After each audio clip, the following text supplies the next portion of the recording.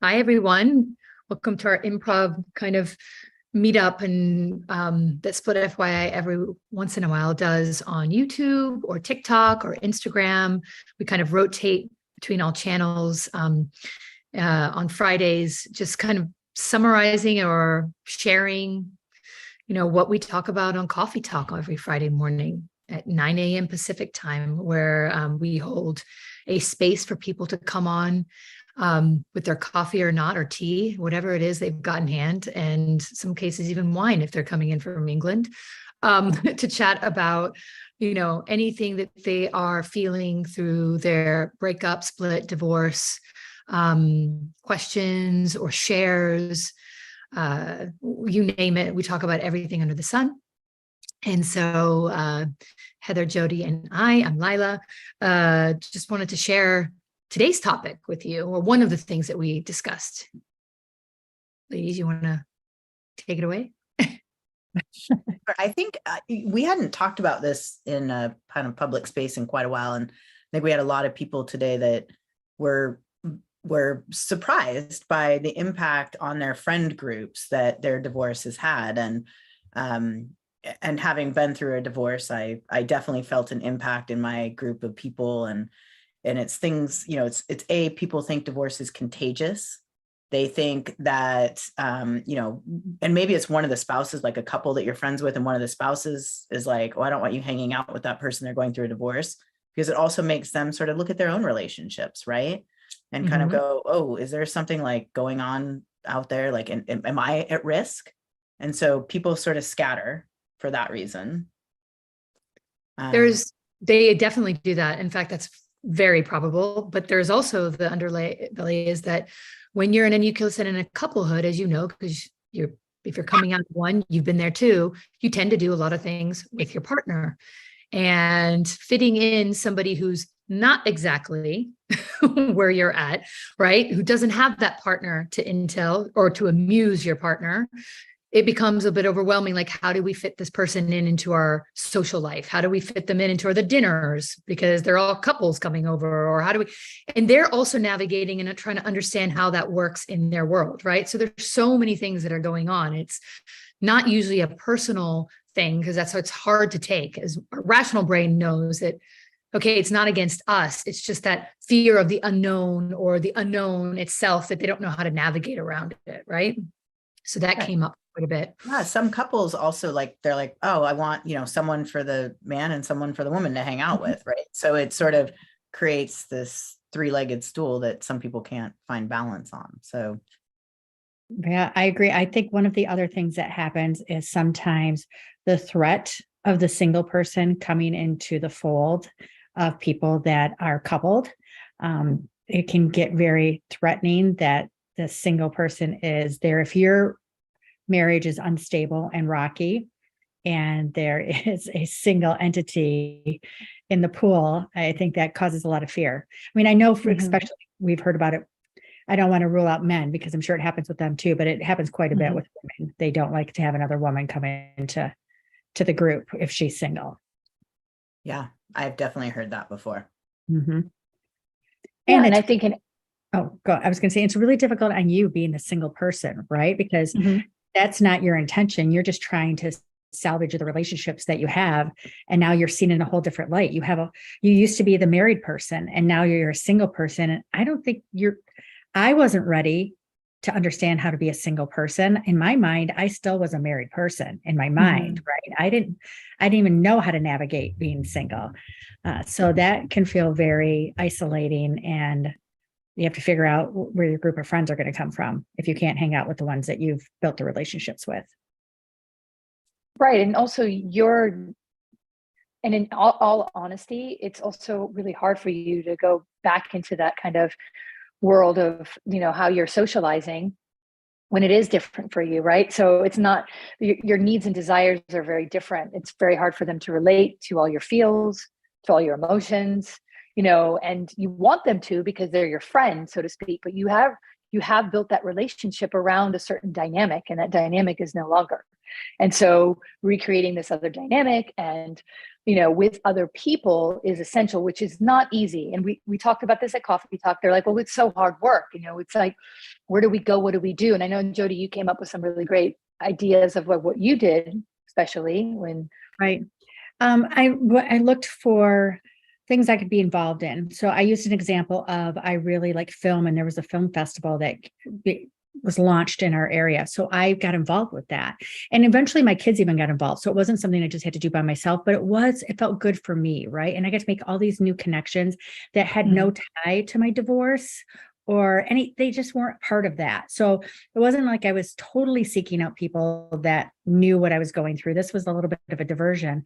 One of the other things that I think are great is available are like meetups and Facebook groups. You can literally look up, for like me, I could look up divorced women groups, and I mean, you'll find them. So you can go and meet these ladies for coffee, and you'll find a few kindred souls in that group. It doesn't mean you're like everybody in the group, just like you wouldn't anything else. But you are going to find somebody that's going through something that you are. And to that point, we talked about also is you can join one of these groups, but you have to be very careful of how they operate. So we talk about the good feels that people get from coming on Coffee Talk, right? How they love the community and they feel so good.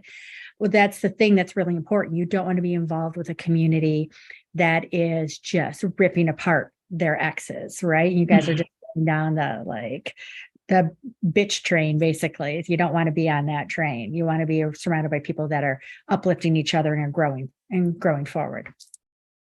Yeah, and to a certain degree, and depending on where you're at in the cycle of getting to know each other, is holding you accountable as well, right? So there is such a huge element of that with our group that we have seen. People don't recognize how far they've come along their journey.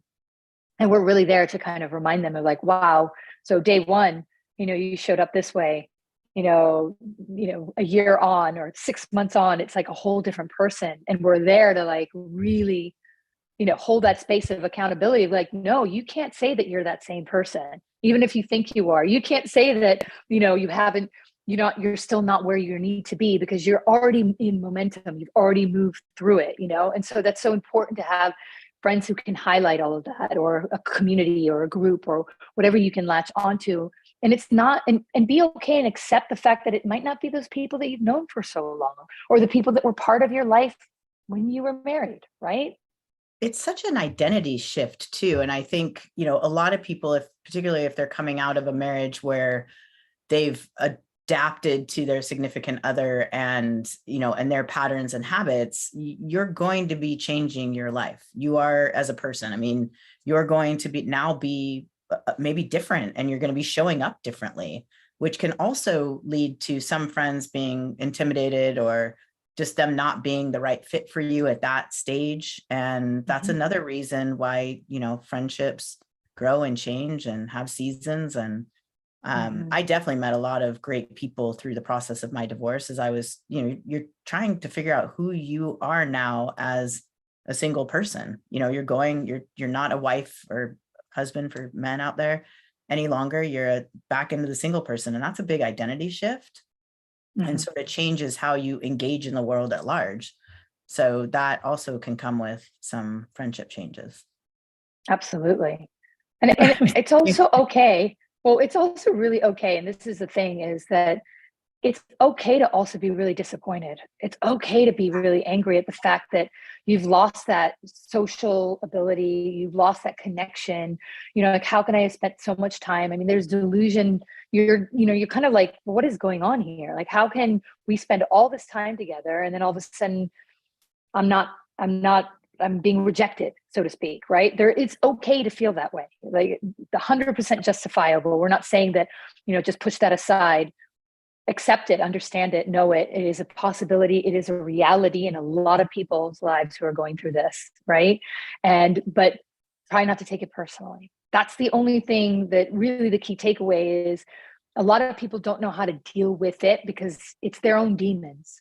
This isn't about you. This is their own demons, or they're listening to somebody else, or whatever it is. It's not about you. It's not about because you're the person to be shamed of because you've gone through a divorce and now I'm no longer. It's everything to do with them, not to do with you, when they can't handle that dynamic or that shift in a relationship. And also recognize that maybe you also don't want to be part of that. So that's like where we were saying earlier, you could also be giving off that, like, I feel uncomfortable and I don't want to be in this situation where I'm going to all these couples dinners and where I used to stand as a couple and now I'm not. You need to give yourself some time and space before you're comfortable with that again. All right. Right. And I think speaking back to what you were saying about don't take it personally. It's throughout life, 90% of what somebody is thinking about is themselves. You're like 10% of that. So realistically, it's how it's affecting their life. And I was thinking personally, going into it, it is difficult to go back into those relationships, especially when your friends are couples for you, because anytime that they have a loving moment, anytime they have an inside joke, anytime you see that happening and you realize you don't have that anymore, that loss is just, you feel that loss all over again. And I was thinking the two key words are kind of the loss and fear. So you have this loss going on all around you, losing your friends, maybe you can't talk to your family about it. And then there's this fear and possibly even resentment that you have to go out and make new friends, that you have to. Why do I have to go out and make new friends? Like, why does that have to happen to me? Like, I'm not only am I going through this divorce, now I've got to do this too. And then the fear of like going, I think we have someone in our coffee talk who talks about it often, that her and her partner, she didn't have like any friends. Like it was just the two of them. So she's just floating out there alone, like trying to figure out how to navigate what to do, how to interact with people, how to make some girlfriends and that whole situation. And as we say, you don't have to, but you get to, right? You get to make some new friends. Yeah. It's exciting, actually. You also, that same person and quite a few in our community actually have also said, like, I don't want to date again anybody who hasn't gone through some kind of life transition that's so hard, because there's no relatability. And it is true to that with even friendships in a certain way. Like, I'm not saying that your friends who haven't gone through what you've gone through, you disregard them. Absolutely not. But there's an element to when you have to have gone through something like this that people aren't able to relate to, that you do find that tribe of people that can relate and make you normalize it, make you feel, okay, all right, I got this. We've got this. Like, we it's a kind of a rite of passage that we have to go through to figure it out and get through the other side, but we've got each other's backs. And that's super important. We definitely have created that in Split.fyi community. Like, one of the things we're all very proud of, for sure, that, like, oh my God, this holding this space for each other, and everybody, they come in all fields, crying, screaming, worried, fearful, angry, all of it. And we're holding it.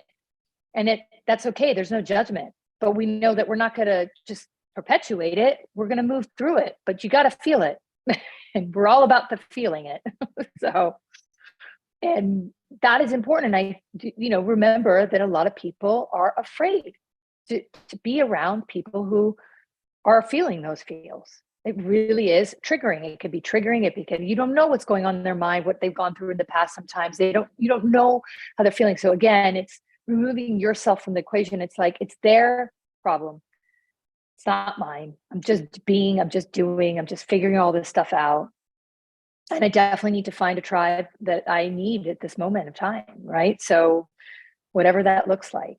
I mean, I loved your idea of, through some passion of yours that you have, Jody, like, you like art, go and do some like art thing, go whatever, but you're going to find other people. I did a lot of ceramics, and I remember that was also therapeutic, but then I also found this great community of artists and ceramists, and like, it was great. You just, nothing to do with my divorce, but it was also a good connection of other people that we could talk about other things. It's good. That's what I was going to say. It's good to find those spaces. Like, we talked a lot about going and sitting alone at the bar, and you don't have to drink. I mean, we have several non-drinkers, and it's, you just sit there with a book, or like, I used to do a lot of coloring, coloring book kind of things. And I would sit at this, it was actually at a winery, bar, and people would come in and I'd be chit-chatting with them. And, I made some great relationships that way in the community. And it was really, it was very fun. And I didn't need to sit there and talk about divorce. But I will say on Coffee Talk today, we ended with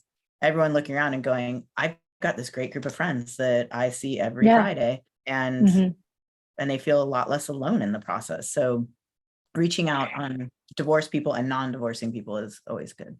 Yeah. Well, it's important. It's that's so important because I'd like to share a story and the importance of community that understands what you're going through. Because I was at an event and there was a girl that was at the event who was meeting up with a girlfriend. We were in a different city, right? So her girlfriend lived in that city. Her girlfriend was going through a divorce. So her girlfriend met up with us and sat at our table. She monopolized the conversation about her divorce the entire time. And we know she needed to vent, but I don't think she realized like how unhealthy, it was really unhealthy. And it was a lot of people were uncomfortable because they didn't know what to do. And this is the wrong crowd, right? You Yeah. need to be with the people that can can hold space for you, that have empathy for you, that aren't like just trying to have a nice dinner and didn't think they were going to go down the divorce like conversation the entire time, right? Right. So And people on that same note, don't burn your friendships out. Like by only, and you being, I'm the only one that has this massive problem going on in my life. Like you need to ask your friends how they're doing and check in and focus on their needs. And it's good because when you're helping other people too, it does help yourself. It's a good bucket filler, but it also, I mean, your friends will you could be losing friends if you're asking this question because you're burning them out on your divorce story. Yeah, never take for granted the fact that even if they're in a relationship, that everything is going great and smoothly, because we all know any relationship takes work, every single one. So, they're working through their stuff too, and it's just as relevant. Or it could be they have health issues or something with their parents or something else. It may not be anything to do with their Absolutely. life at large out there. Their human experience. Yeah. I was thinking about how many people also say when we have our coffee talk or SOS or accountability hour, how they needed this. Oh, I just needed to come to this. And sometimes they don't even contribute. Sometimes they just listen in because they just need to have that community conversation happening around them, or they come and dump when they need to. And they might take up most of the time, but we're all there to hear that and all there to help them with it. And I think it's really important to know that you can do that and you can find people to do that with.